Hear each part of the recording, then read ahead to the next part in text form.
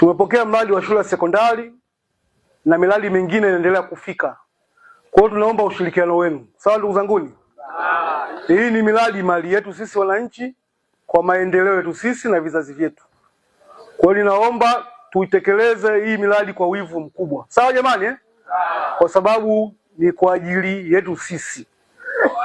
Hilo kubwa la kwanza. Lakini la pili, nimesikia hapa Wanang'ondo, kituo cha afya, shule za msingi.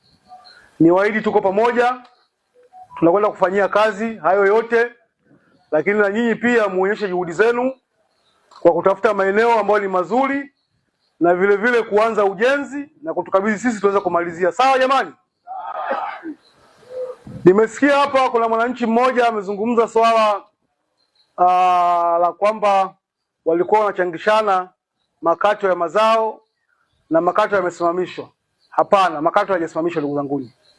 Ila utaratibu wa kuchangishana ndio umebadilishwa. Sawa jamani?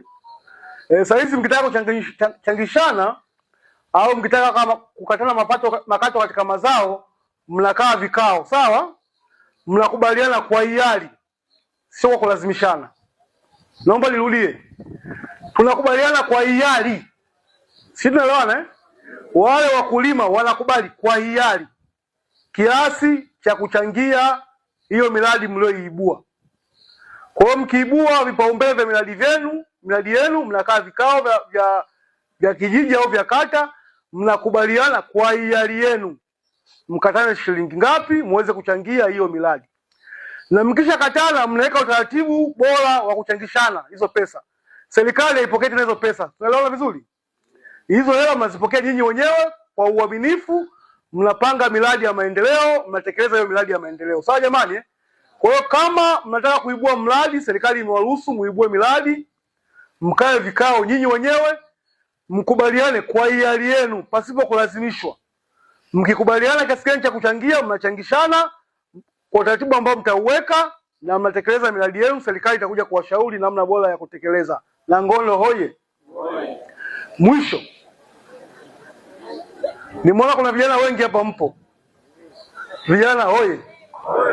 Nimeona wanawake, dada zangu na mama zangu mpo hapa. Jamani, serikali ina utaratibu mzuri wa kuinua na kuwezesha uchumi wa vijana, wanawake na watu wenye ulemavu.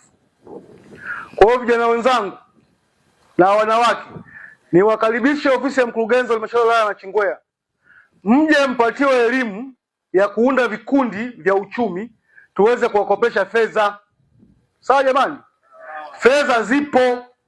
Tuitumie hii fursa kwa ajili ya kukopa na kufanya miradi mbalimbali ya maendeleo, biashara mbalimbali na ujasiriamali, ili tuweze kuinuana na kuwezeshana katika eneo zima la uchumi. Kwa hiyo karibuni sana sana. Na nimetembelea afisa maendeleo ya jamii hapa upo. Utatoa namba yako ya simu kwa wananchi hawa waweze kukutafuta, uweze kuwapatia elimu, waweze kuunda vikundi, waweze kukopeshwa na serikali. Mikopo hii haina riba. Unakopa milioni 20, unalipa milioni 20. Sawa jamani? Kwa hiyo ni fursa muhimu ambayo imetolewa kwa serikali.